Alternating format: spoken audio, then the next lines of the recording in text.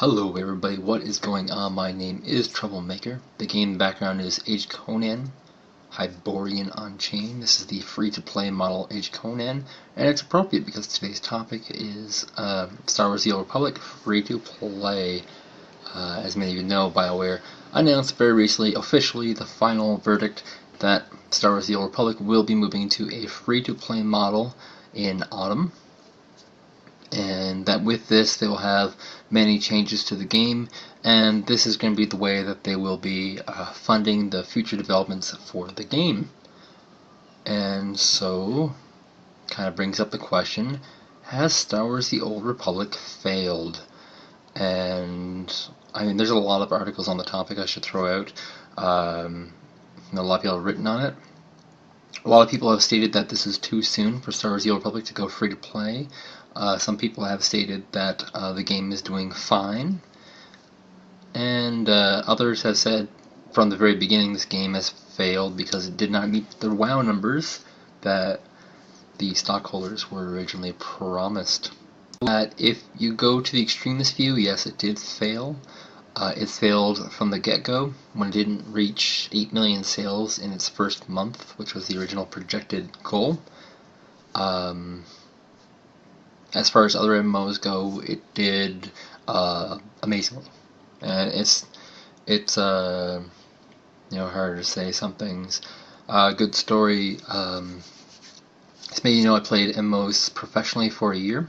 Started with World of Warcraft, and then I went to Age of Conan.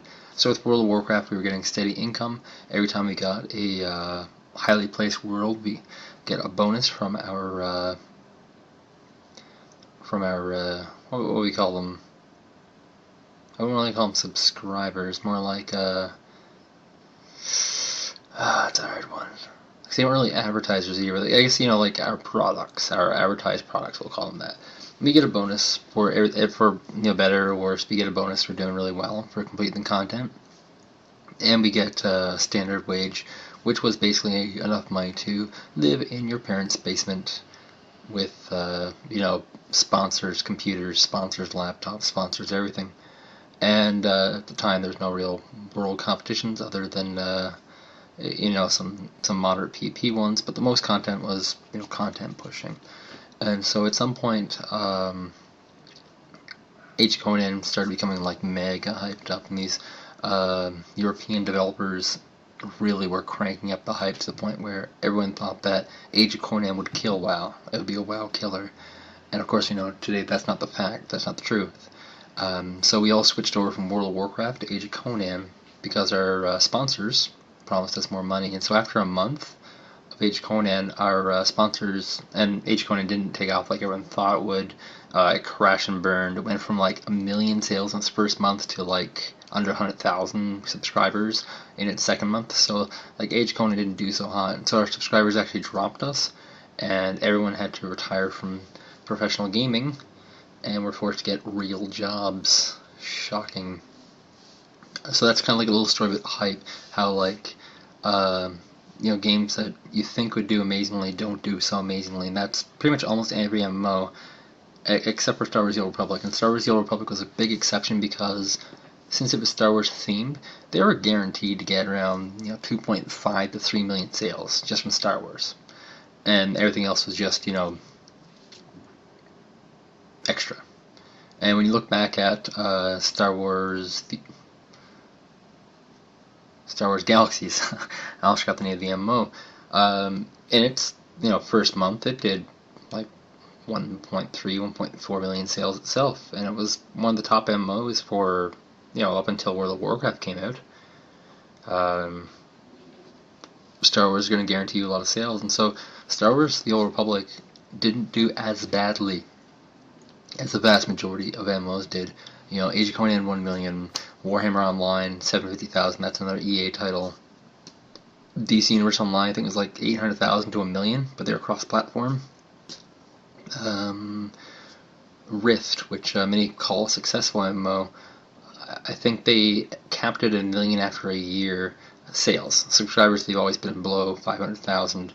EVE Online's always been around 300,000 subs consistently for 10 years. You know, these are what they call successful MMOs, and the problem with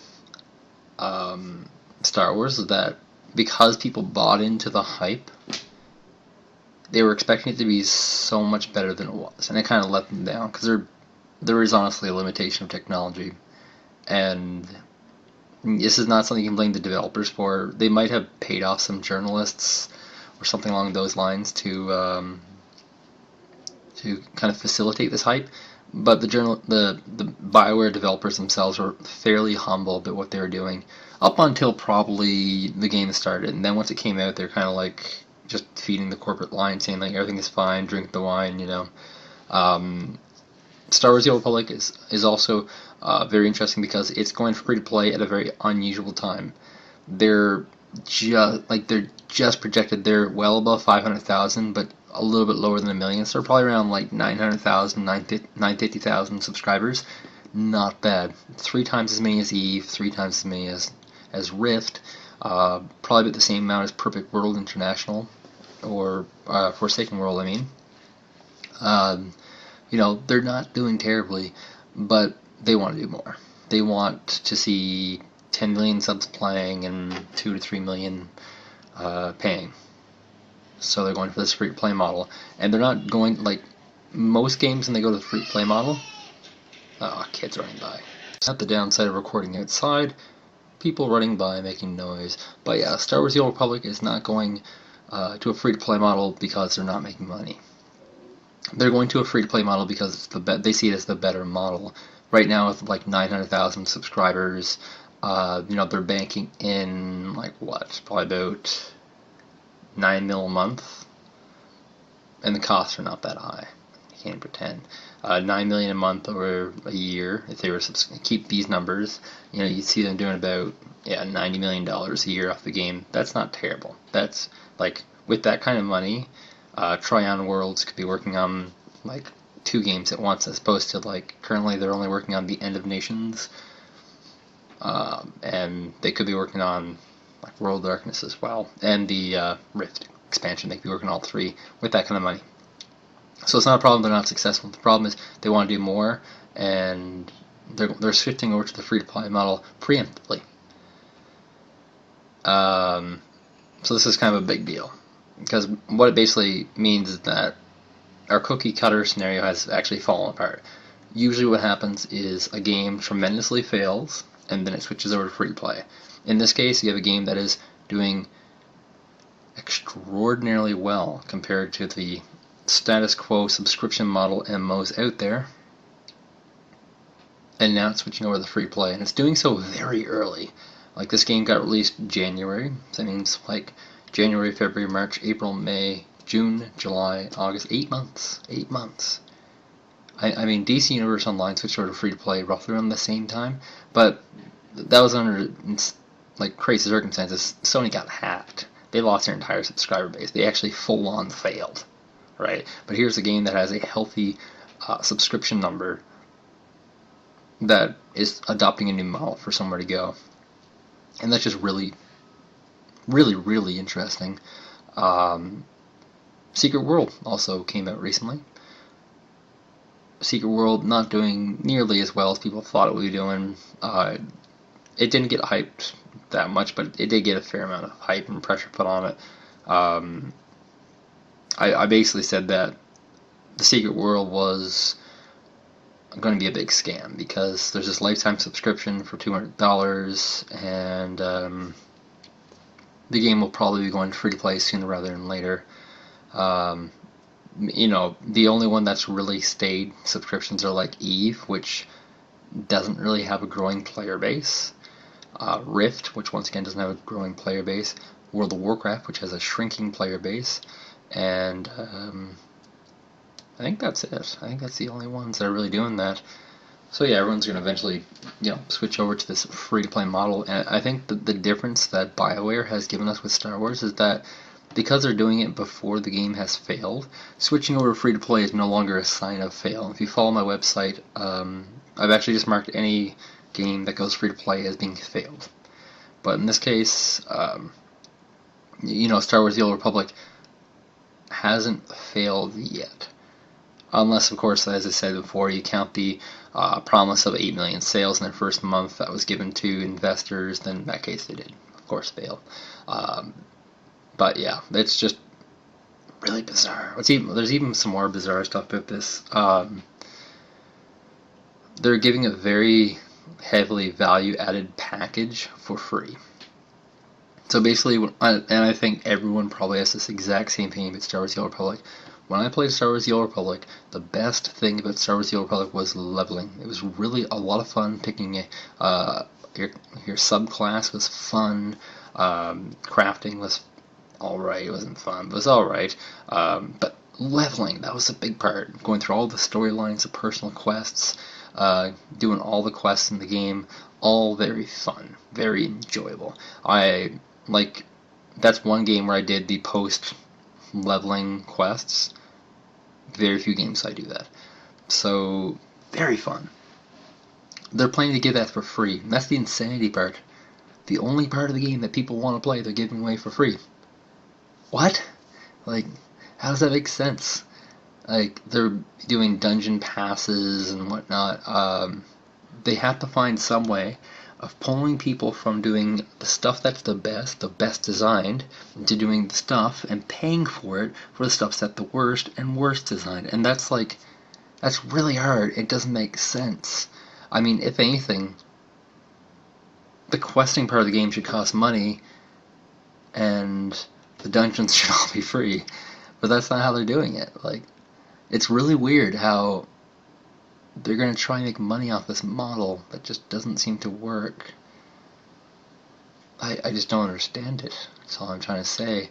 I mean, it's great for the consumer. I will no doubt jump back into Star Wars: The Old Republic and level up the one class that I had not leveled up, the Bounty Hunter, just to see what that story's like. But, I mean, yeah. I have no reason to do dungeon content. Because here's the thing, I could understand if, you bought access plus guest passes. As in, I'm buying access to all the dungeons, and I'm going to get guest passes, because then you can kind of invite people into raiding, and then people are more likely to become subscribers, and, that's a good idea. That's some, with, some restrictions, obviously, temporary, you can only issue a guest pass to one person per dungeon each, or something like that, so they get the taste of it. But, it doesn't, there's nothing linking them in right now. I mean, I can remember leveling on a subscription model, and I did one dungeon for Sith and for the Alliance. Is it called the Alliance? No, it's not. The Sith and the Jedi. I guess they're called Jedi. But yeah, I had one. That's it, just one. One dungeon. All leveling. And that was the very first one where you go onto a ship, you're transporting somebody special, and it gets attacked. That's the only one I did. I had no reason, even when I was paying for it, to go and do other dungeons, just because the system wasn't really set up appropriately for it, and there wasn't really much interest. So, I mean, if the only people who are able to do these have to buy passes, people will be discouraged from getting passes. Whereas if they can go on a guest pass, they're more likely to do it, and they're more likely to buy the whole dungeon package. So, I mean, yeah, that's kind of what I'm thinking about it. I'm not sure it'll work with this model. I think they're going to tinker it quite a bit, and they're going to realize this pretty quickly. But, yeah, it's great for the consumer. That's all that's where I'm going to finish it. If you haven't played Star Wars: The Old Republic, it was a great game for leveling, and you should definitely try it out when it goes free to play. And we'll see what they do with money, because right now, they're kind of giving you everything that you want. It's really bizarre. Why would Bioware not rip off the consumer? That's the EA line, isn't it? We have to rip off the consumer, nickel and dime them as much as possible. Yeah. Look forward to Star Wars: The Old Republic in the autumn. That's pretty much the only time I'll be playing it again. And, I guess, as a kind of a finishing thought, the free-to-play thing is really the big reason why people will play it. The big reason why people want to play is I don't want to pay a subscription fee. The reason why World of Warcraft has, I think it's 10 million subs now? down from 13 million. The reason why they have 10 million subs is because World of Warcraft created a social club where males and females and males and males and females can interact with each other in a social environment. And it's become a big, club. Like, it might as well be just called Lava Life. And because it's just massive social club, no different from co-ed sports, they've been able to charge subscriptions just like how co-ed sports leagues would charge subscriptions.